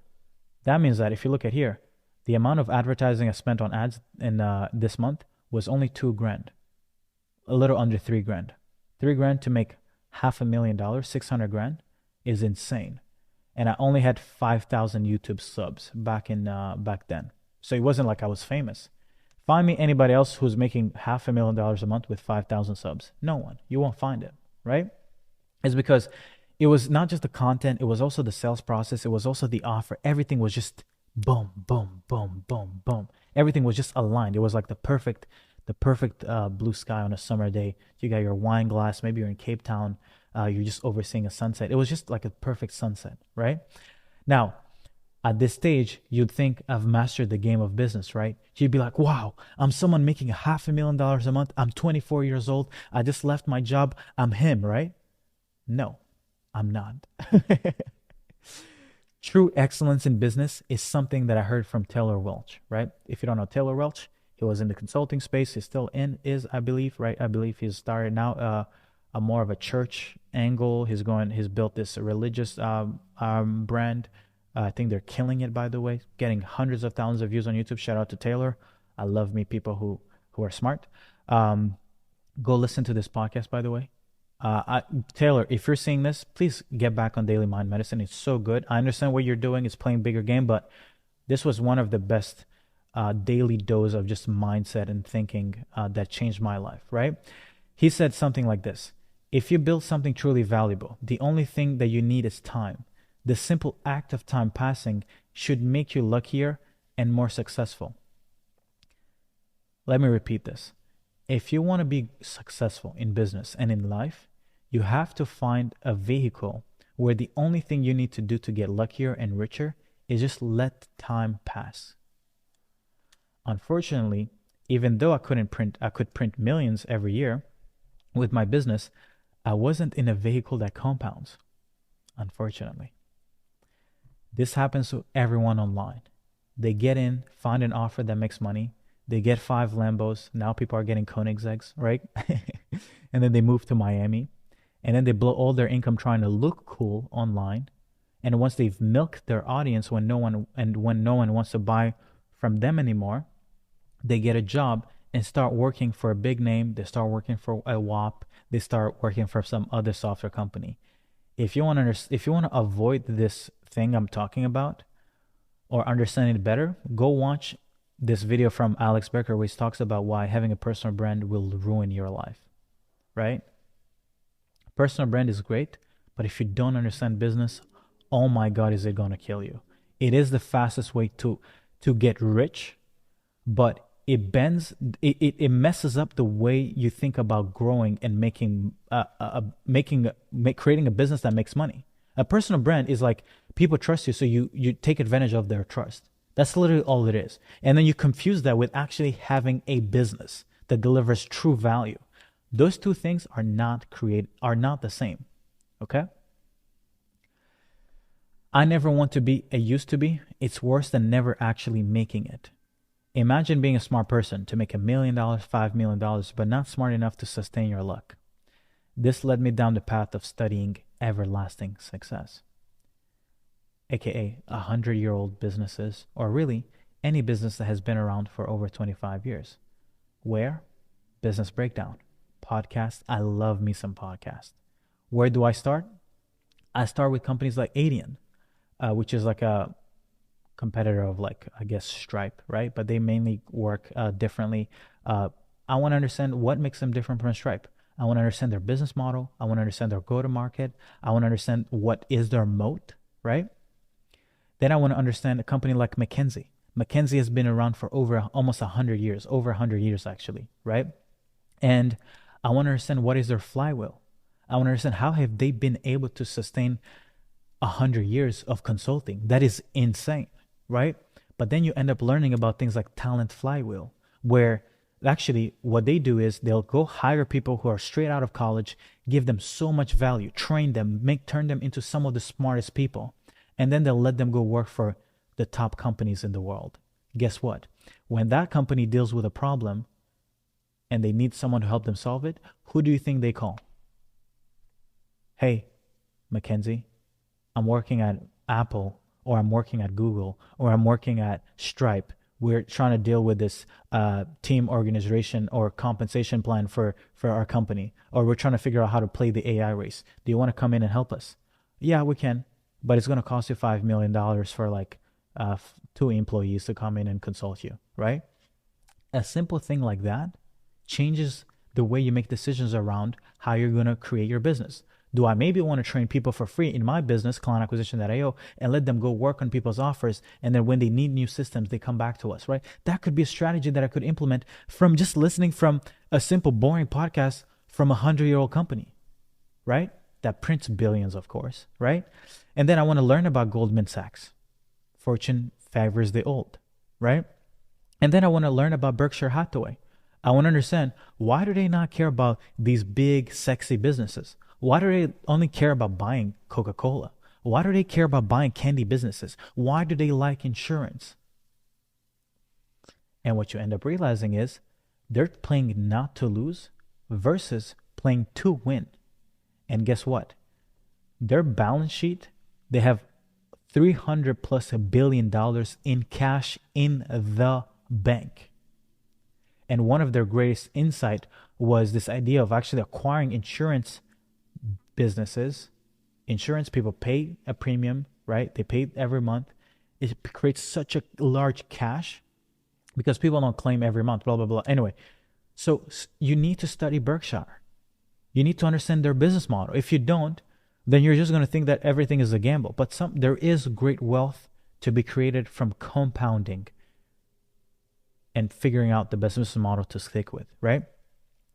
And then another company, Constellation Software, 20+ years old. Founder is called Mark, and Mark Leonard founded this company in 1995. Do you know what they do? They go after vertical software. I think they call them VMS, vertical market softwares, niche specific software companies that aren't attracting any big investor because their markets are so tiny. And what they do is they want to go in markets that are so tiny that there's no competitors, and they just want to acquire this business, each making $5 million, $20 million a year. And they just want to put them in a portfolio and hold on to them. Today, they have over 500 software companies, VMS, and they're doing, I believe, $10 billion a year with $1 billion in free cash flow. Every month, when you're about to pay rent, Mark and all his, shareholders or investors get $100 million in the bank like clockwork. $100 million every month.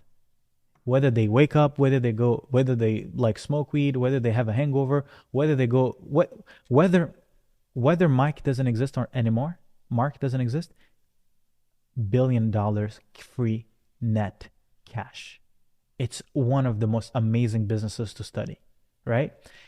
It's important. MTN. All right. A lot of people in Africa use MTN. They don't understand anything about the business model. Why? What are you doing? Right? Mobile gaming, right? Understanding, a lot of people in this online space are like, oh, I'm giving everything away for free. I'm giving my content away for free. And they have no brain sales around understanding how actually giving free value away works, right? But if you study the mobile gaming industry, you would understand that freemium economy is literally their main go-to-market strategy. They give away free stuff, games, and they just expect for like 1, 5, 10% of people to ascend. But what happens is the following. When you optimize to not sell to everyone and you just optimize to sell to the best users, to the people who like your game the most, you actually end up realizing that one user is going to end up spending so much more that if you just optimize on less people but more money per customer, per user, you end up building one of the greatest business that you can ever think of. But also, here's the issue. If you try to optimize to sell to everyone, you end up with a shitty business because then you don't have enough demand. You're not optimizing for the people who actually have money. Serve rich people. Don't try to serve broke people who are trying to play these what is the game where you would just like jump on trains or like Candy Crush. Like, you don't want to just sell to everybody who uses Candy Crush. You want to sell to the lady who's like in her 50s, who just loves Candy Crush. She's addicted to it, and she's getting paid like 20 grand a month. So you're like, hey, do you want to subscribe for $500 a year? You want to get as many of those to pay. You don't want to go ask that kid who can't even buy ice cream at a dollar store to ask her for her dollar. It's the only dollar she has. She doesn't even have a credit card, right? Anyway, all these things. Study Lululemon, right? Understanding how did they build this $45 billion apparel business, right? Coca-Cola. I wanted to understand, or at least what I ended up learning about them, is that they really are a distribution company, okay? Coca-Cola is this company where they actually have a bunch of people, like probably like a few million distributors who they allocate their drinks to, okay? And it's one of the most fascinating business ever. You would think that this brand is about just selling Coke. It is not about selling Coca-Cola. It is not about drinks. It's about distribution. They have so much distribution. It is ridiculous. And then from there, they can actually build other brands and sell it to through the same vendors that they have, right? Anyway, amazing business to understand. Duolingo, right? I wanted to understand how they're approaching this game with AI, right? Because now they're killing it, but this was before AI, but such a great business, crazy profitable. It's so good, right? If you're in the education space and you don't understand Duolingo, you're cooked, right? Ferrari. What an amazing company. What an amazing brand. They've built one of the greatest, most respected brand ever from scarcity. It is one of the weirdest things. It's like they may not necessarily make... I'm not really a big Ferrari person, but I know people who will buy 5, 6 Ferraris and hold on to them just to be able to get an allocation for another Ferrari. And if you sell your Ferrari, you are cooked, right? They also have this group, like you end up, it's almost like a gang of just a bunch of wealthy, rich people. Great business to study, okay? They could have become the Lambo, but they did not. They could have gone and became a mass market car manufacturer, but they did not, right? Another aligned world, kind of like company, Patek Philippe. A lot of you guys watching this maybe haven't even a Patek Philippe, but you know nothing about Patek Philippe when it comes to their branding, their marketing. Now realizing that they're probably one of the greatest marketing watch brand they could ever come, right? One of their best sales angle was this ad that they had, which is, it's not a watch that you like. You don't buy a watch. It's like you buy a watch that you end up leaving to the next generation to watch over. Imagine how much investment you have when you buy an asset like that, where you're not just buying it for yourself, but you're buying it so you can live it to your kids, right? And they have also a different approach when it comes to business. They're also not necessarily a big volume company. They're really keeping small allocation, really tiny. If you go to their store, you're never gonna get it. You're never gonna get it, right? And that's why you see a lot of Patek Philippe's that come out costing 30 grand, 50 grand, end up being worth in the marketplace hundreds of thousands of dollars. It's one of the most ridiculous thing ever, right? It's so crazy, right? Bajaj Finance, leading a lender, I believe it's in India. What am I doing learning about lending in India? Oh, well, I would love to learn how they scale their company. They have two types of products: scale maximizers and profit maximizers. Okay? They have a product that is meant to go get the most amount of customers, okay, but not necessarily make them a lot of money. And then they have other products underneath, which are profit maximizers, right? Where once you have the customer base, then you need a product that's actually going to focus on getting the most amount of profits, things that have higher margins. I don't remember which products they were, but when I learned about this idea of not necessarily treating your business as it just needs to have one offer, but treating it as one that gets you scale, reach, users, and then another one that gets you profits, right? It's one of the best business to understand. It's so good. Their work ethic, their culture at work is so good, right? Life Code, dentistry demolition and decentralization. This business is really interesting. Essentially, and I'm not sure if this is the right one, but they figure out a way to merge local businesses, demolition and decentralization in a way that it's like, it's just insane, right? I'm going to let you guys check it out. Motorola, I wanted to understand, how do they go from phones to having walkie-talkie businesses, right? You end up learning how they end up pivoting, and by pivoting, it ended up creating an even greater company. And although no one talks about them, if you are old as I am, you then remember those Motorola phones. But today, they deal more so in the security, in the communication of like, you guys should know what I'm talking about. If you don't, then just check it out. Checking out companies like Rolls-Royce, right? Understanding their history. Sherwin-Williams, like understanding painting businesses and how that market works. All these things end up leading to the following. If you study enough of these businesses that have been around for decades and decades, you end up learning the following. It's all about the 7 powers. First one, scale economies. Definition: unit costs fall as volume increases. Example: Amazon's fulfillment network lowers cost per package as order volume grows. Why it matters: big players can spread fixed costs, making it harder for smaller rivals to compete. When someone is trying to, well, first of all, no one would compete with Amazon, right? Because if you wanted to compete with them, you would need so much cash, so much team, that it actually isn't worth getting in. So it's actually sometimes it's good to play games that are hard to play, because you expect that as scale, you're going to get leverage and things are going to get cheaper for you because you're so big. So that means that it keeps a lot of people wanting to compete with you outside of the game. Something that's super important. Second power, network economies. The value of a product or service increases as more people use it. You can call this network effects. Facebook, Instagram is only as good as the amount of users on it, because the more we use Instagram, the more we want to stay on Instagram because we want to connect with other people. And the more people are on there, the more content is created. The more content is created, the more content you want to consume, or there is to consume, right? This, if you want to build a software, you need to understand network effects, because if you're not going to have network effects in building your software, you are cooked, right? Counter positioning. A new entrant adopts a superior business model that incumbents can't easily copy without hurting themselves, right? Example: Netflix subscription streaming versus blockbuster late fee model, right? Or another one could be, let's say you're a software business. Let's say right now we have the old way software companies would charge was per seat, but now that AI is coming along, you actually don't need to charge per seat. You can just charge per consumption. Well, the problem is, if AI is actually is super cheap, right? So you could compete with a Salesforce where you don't necessarily charge per seat, or like a Loom, or like a whatever, or like a copywriting agent software.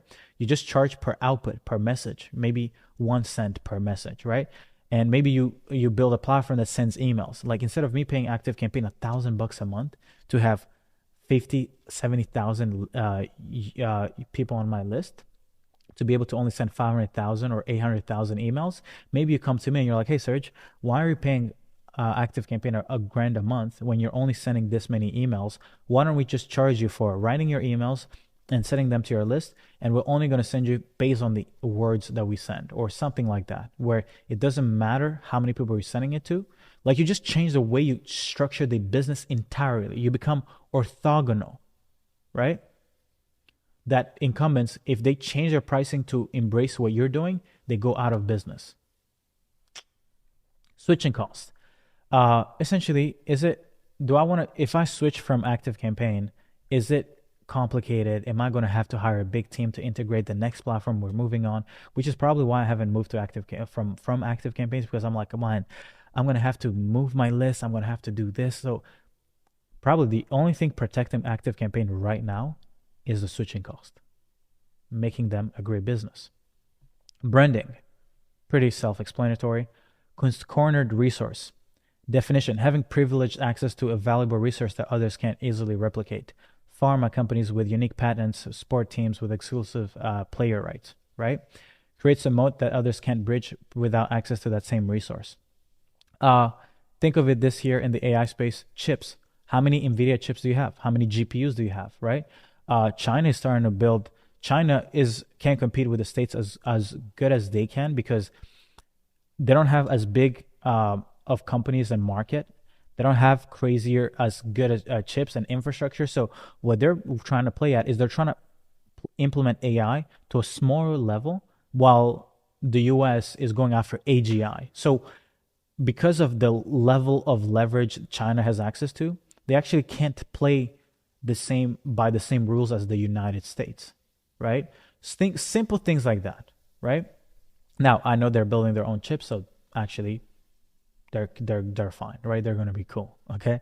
Process power. Embedded company processes that improve over time and are hard for competitors to imitate. Example, Toyota's lean manufacturing system. Why it matters? Competitors can't just copy the outcomes. They just have to copy years of organization learning, right? And this could be like process around how to get an outcome. It could be how you prompt. It could be how you go to market. It could be how you architecture a specific system. Everything, okay? All right, let's keep going. Now, what you have to understand is that all this stuff that I learned, consumed, I probably consumed like 100 of these businesses, was before AI. So a lot of the material, a lot of the frameworks and the principles that are acquired or that are just shared won't necessarily help you win in the world of AI. It's helpful, but you also need to master this new reality of playing this game in the new world. So I started to also get better at AI, or at least understanding how to play the game of AI. So what did I start doing? I started to find not N8N automation expert guys, okay? I started listening to guys who are losing their hair, like Jonathan Ross, founder and CEO of Grok. Not Grok K, like Elon Musk company, but Grok with a Q, right? Their COO actually follows me on Twitter, which is on X, which is weird. I think I commented something and he ended up kind of like liking it and started following me, right? But essentially what they focus on is inference. If you don't know anything about, when it comes to AI, the way these training models work is you either train it on data, so it remembers, you get it to know stuff. But then there's a side of inference. It's how fast is it thinking and how fast you get the output. A lot of people, or at least the bet this guy made, I believe like 7-8 years ago, because his company has been way older than ChatGPT or OpenAI, was that he saw the insight that eventually training is going to hit a limit because there's not unlimited amounts of data out there. And he's like, well, what would be the next frontier or problem? He was like, well, the speed at which the thing reasons and it spits out the answer. So he built a company called Grok.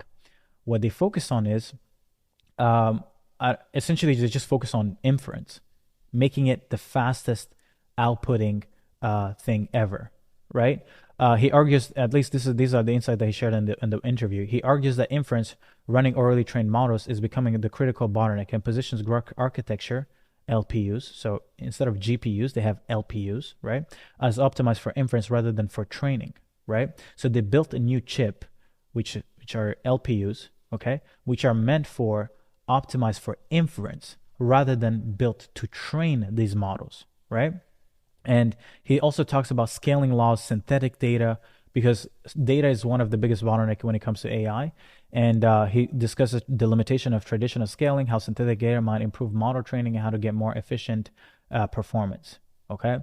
And it's so good. It's so good. Like, I highly recommend you guys check out this podcast. It's life changing. Okay. At least it gives you a lot of depth when it comes to AI.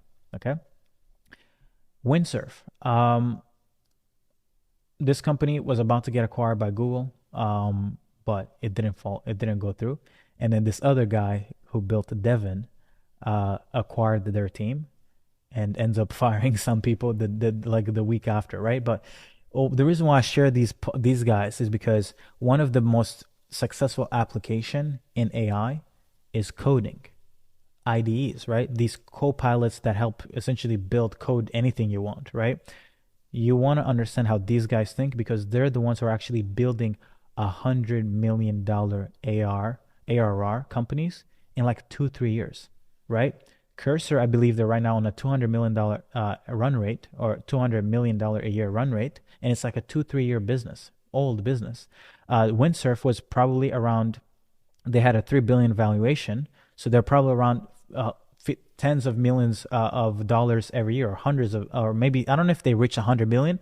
I know that this Cognition, I think they were at like $80 million run rate, right? These companies are printing money. It is ridiculous. And I wanted to understand how they're going about playing the game, because what you guys will realize on the platform that we built is that we actually modeled a lot of what we built around the most successful AI platforms, which are these coding platforms. Okay. Now, another person that I also ended up learning from is this guy, Andrew Feldman, right? His company's Cerebra, right? Essentially, they're challenging NVIDIA, okay? Via architectural innovation. He describes how Cerebra's wafer scale chip architecture addresses the data movement and memory bandwidth bottlenecks that he believes limit conventional GPU designs, right? It essentially calls out Jensen by talking about the fact that GPUs, for those who don't know, they were actually created for games. Before AI, NVIDIA, their products were mainly going to the gaming industry to create those images, and GPUs are good to create like the visual stuff, right? You guys can check out this thing, right? But what this guy did is they're architecturing the entire chip. I believe they're building they have built like a platform, right? And what they're wanting to do is, I'll actually just read it. Memory bandwidth, data movement, efficiency, and inference costs. He emphasizes that much of the cost and inefficiency in AI comes from moving data, not pure compute, and that making that more efficient is key to driving down inference costs. So still talking about the inference side of things, right? Synthetic data and future of AI infrastructure, competition, and global dynamics. He discusses how synthetic data might become more important and how new entrants might disrupt the AI chip landscape, and how China's AI progress is a serious factor, right? The advantage equals the weakness dynamic in tech. He argues that what has historically been NVIDIA's strength, right, which is the chip, which I was talking about, right, memory architecture, may become a weakness in the evolving AI landscape, right? They in the UAE, they got $1 billion deal for their platform, and they're killing it. But this guy is just like, when you listen to him talk, it's like blah, blah, blah. Like, it's just like, and I love listening to that. I love listening to people who are just not brain rotting my brain. I want to be pushed to the limits of what I can learn, right? I want to stretch my brain, okay? And I highly recommend Mike Maples. He's gotten a little older. Thank you, Mike. I got richer because of you, right? Mike is brought onto this podcast, 20VC, to talk about the games of how he's playing AI, right? What I felt from his podcast was that he was a little bit more reluctant in this game, but regardless, still a legend. Great podcast to listen to, right? I listened to Sequoia, these 3 videos. One in 2024, which was this one here. Sequoia essentially described the AI opportunity as a $16 trillion market. Why? Because what they were saying, the hypothesis they had was that cloud replaced software with software, right? And it was I believe like a 6 billion industry, or 30 billion, and it ended up becoming a 400 billion, and 60% of that became cloud compute, right? They were saying that AI is actually not coming for just software. It is coming for labor, the services industry.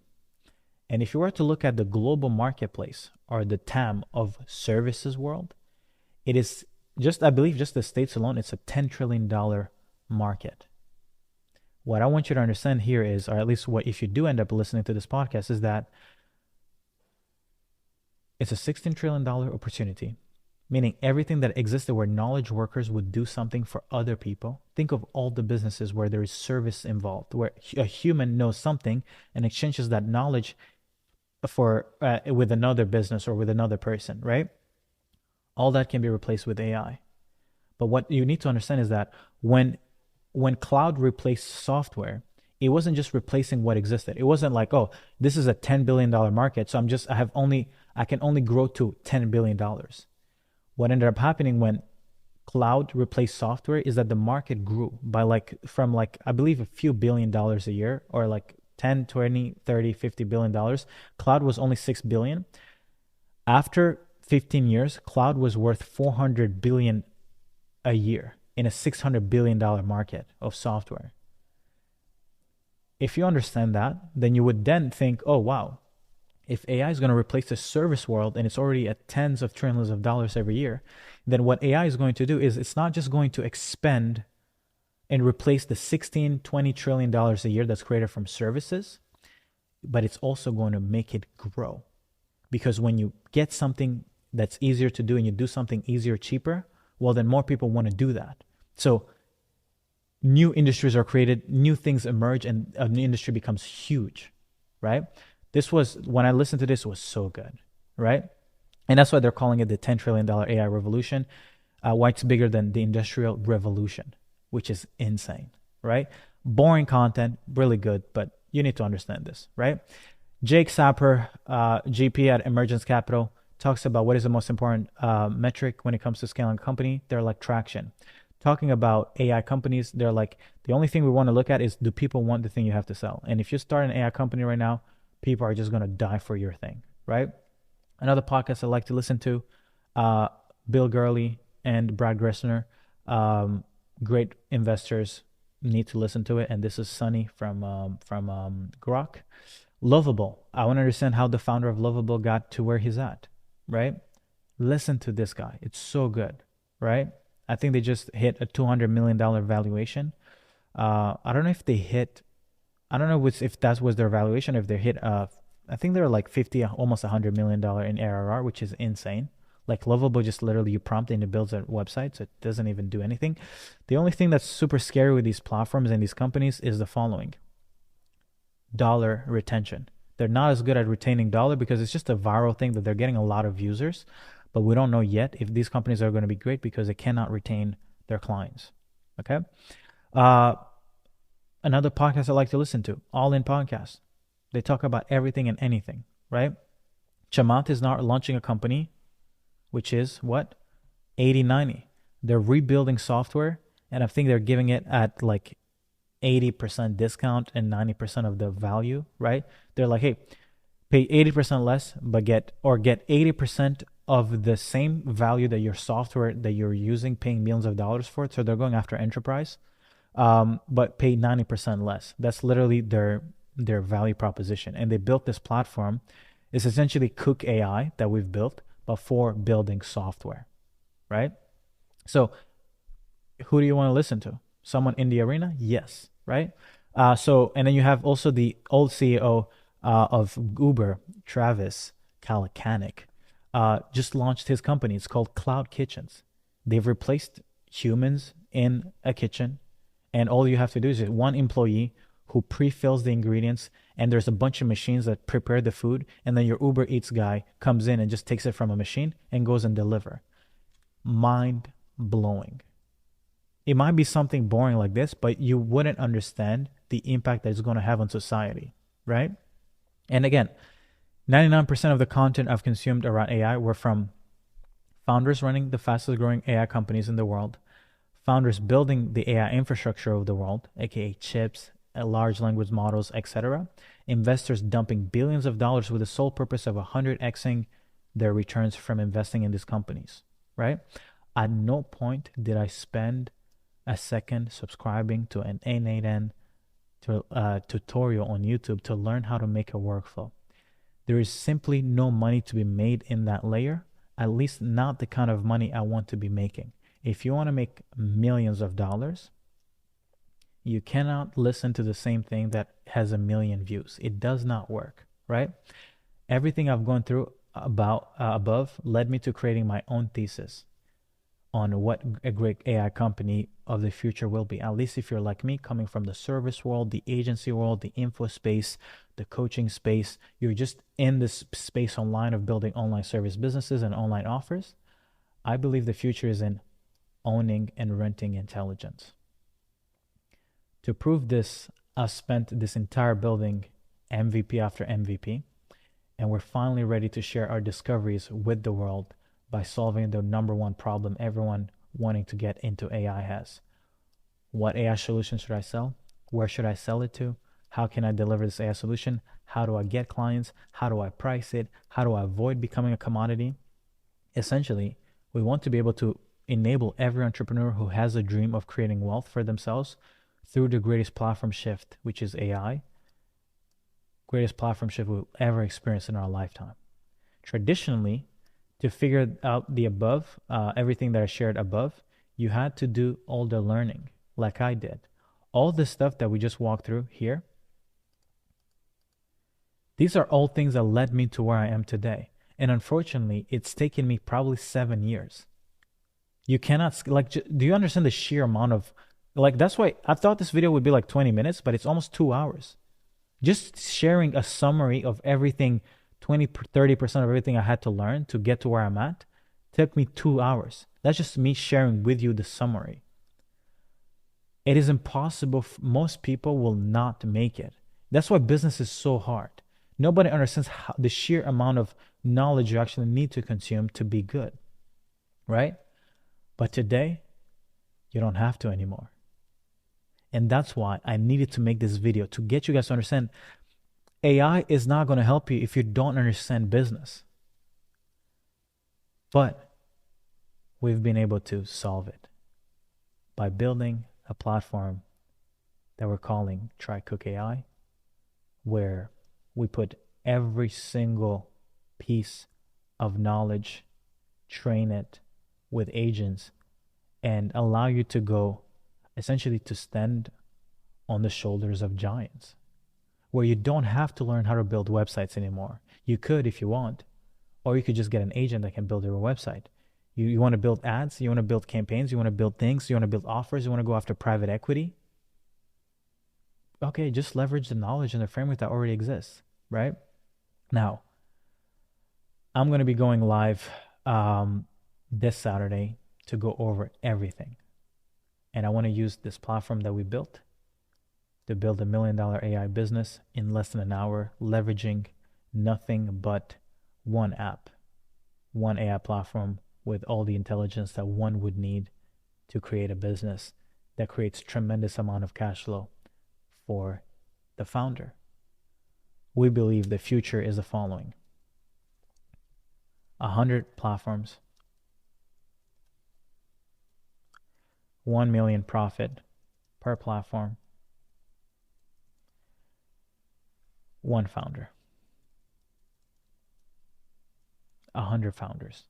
We believe this is the future. But for you to see this future, you need to what? To join me live and watch me cook so you can see what this new world is. You can skip all of this, right? I don't even know how many people are going to get to this 2 hours in. It's insane, right? But you can skip all of this with AI. And that's what I wanted you guys to understand. It was not easy making it in business before AI, but today, all of this can be trained and have intelligence do it, act on it on your behalf. And that is the future we want to push into the world. Find what works, create intelligence, and rent it out to people. And we figure it out. See you guys tomorrow. Actually, not tomorrow, but see you guys on Saturday. Or click the link below if you're seeing this after Saturday, because we got some exciting things coming up. Okay? Love you guys. Take care. Comment below if you loved it. Let me know if you guys want this doc. I'm going to be sharing it on the live as I'm streaming and I'm cooking. I'm going to give you guys access. But let me know what you guys think. Was this valuable? Going through everything? Because I think the most valuable thing that I could do was share with you guys the thing that actually helped me change my perspective around business. And now you guys have a good framework, have a good amount of sources of knowledge that will make you someone who has great judgment. I want you to be able to think for yourself. I don't want to just have to tell you what to do, what she's the path to getting rich. No, you need to acquire judgment. You need to be able to think for yourself. The way I got rich is not the way you're going to get rich. And that's the thing that nobody is understanding online. Everybody's giving you their lottery ticket and you don't understand. Right? And that's why I would rather spend 2 hours showing you everything that I had to learn. So then you go take those and go create your own thesis. You create your own hypothesis so you can actually win in this AI race. But I promise you, if all you know is to build end-to-end workflows and how to integrate some voice agent, if that's all you know, I mean, AI is just going to replace you. As simple as that. If you don't want AI to replace you, then click the link below. See you guys on live. Love y'all. Bye-bye.